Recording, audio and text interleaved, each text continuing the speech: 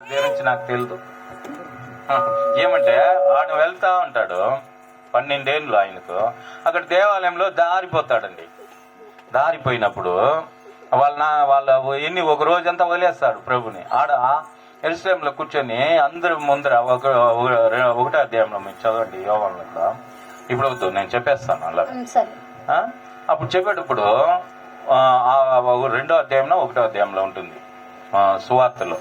అప్పుడు వదిలేసి వచ్చేస్తారు వాళ్ళు, మరియా యోసేపు వదిలేసి వచ్చేటప్పుడు మీ తండ్రి నేను ఎంత వెతుకుచున్నామా, మీరు ఏం చేస్తున్నావా అని అడిగేటప్పుడు ఆయన చెప్తాడు, నేను తండ్రి పని పైన ఏం చేస్తాను, జ్ఞాపకంగా ఉంటాను. మీరందరూ నేనందరూ కూడా ఆయన పని పైన ఎంతమంది ఆసక్తి కలిగి ఉన్నాము.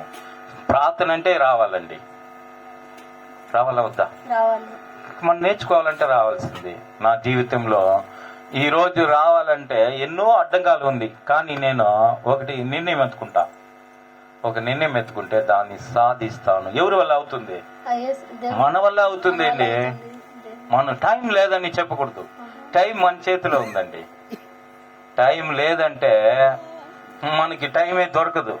చనిపోయినప్పుడు కీర్తనలో దాంట్లో చెప్తాడు కీర్తనగాడు, ఎప్పుడు మేము పాతాళంలో ఏమన్నా దేవుని స్తుతించడానికి అవుతుందా? కాదు. మనం ప్రాణంతో ఉండేటప్పుడు ఏం చేయాలి? ఆయన్ని స్తుతించాలి, పాడాలి, ఆయన కీర్తించాలి, ఆయన్ని గణపరచాలి. మన జీవితంలో ఆయన ప్రాణంతో పెట్టింది దాని కొరకే. మనమందరూ ప్రాణంతో ఉండామంటే ఇంకొక రోజు దేవుడు ఇస్తాడంటే ఆయన కృపయే, ఆయన యొక్క దయే, ఆయన యొక్క కనికారమే, ఆయన యొక్క సన్నిధే మనకు తోడు ఉండే. అందుకే మోసే ప్రార్థన చేస్తాడంటే, నీ సన్నిధి నాతో రాకపోతే నేనేం చేస్తున్నాను, నేను వెళ్ళను ప్రభు అంటాడు. మనం ఇలాంటి ప్రార్థన చేసేవాడిగా ఉండాలి. ఇలాంటి అనుభవం కలిగి అందరూ ఉండాలని దేవుడు ఆశిస్తున్నాడు.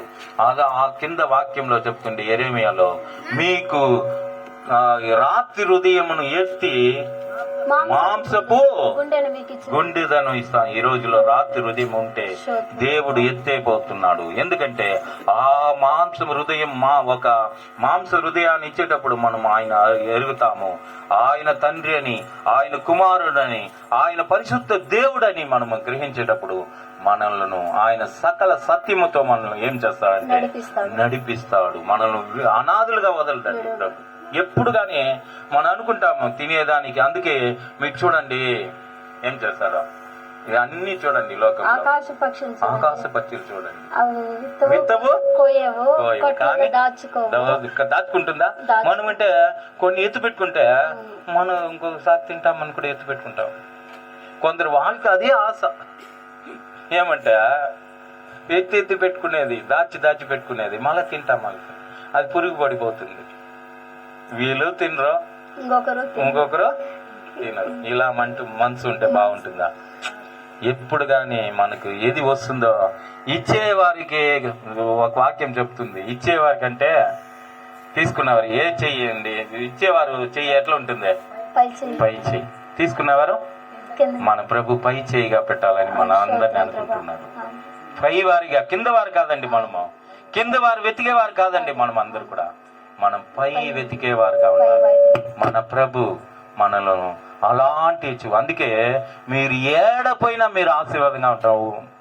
మన ద్వితీయ కాండంలో చెప్తున్నాడు 28వ అధ్యాయంలో మనం చూస్తే 15 నుంచి కిందకి చూస్తే అన్ని ఆశీర్వాదాలు, పైన చూస్తే అనేక శాపాలు ఉంటుంది.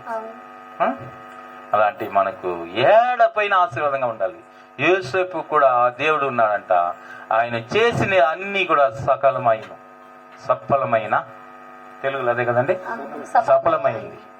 నీతో దేవుడు ఉంటే నువ్వు ఏ పని చేసినా కూడా, చిన్న పని కూడా ఉండండి, దేవుడు నిన్ను ఆశీర్వదించేవాడుగా ఉన్నాడు. దేవుడు ఆశీర్వాదము ఐశ్వర్యాన్ని ఏం చేస్తాం? 10:22 నీతి ఏంది సామెతలు 10:22లో ఆయన ఆశీర్వాదము ఐశ్వర్యాన్ని ఇస్తుంది. దాంతో కూడా ఏమి లేదు, వేదన లేదు. మనకు వేదనతో వచ్చిన వారికి అంతా ఈ రోజు మంచి సమాధానంగా వెళ్ళండి.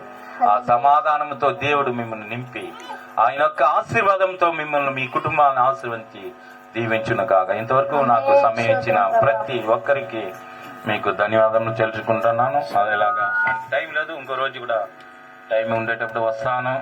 దేవుడు యొక్క చిత్తం అయితే నా యొక్క మనవి, నా కొరకు అందరూ మీరు ప్రార్థన చేయండి. దేవుని యొక్క సేవలో బాగా వాడపడాలని నా యొక్క కోరిక. దేవుడు ఇచ్చిన సమయం కొరకు దేవునికి వందనాలు. ఫస్ట్ అయ్యే కొరకు వందనాలు.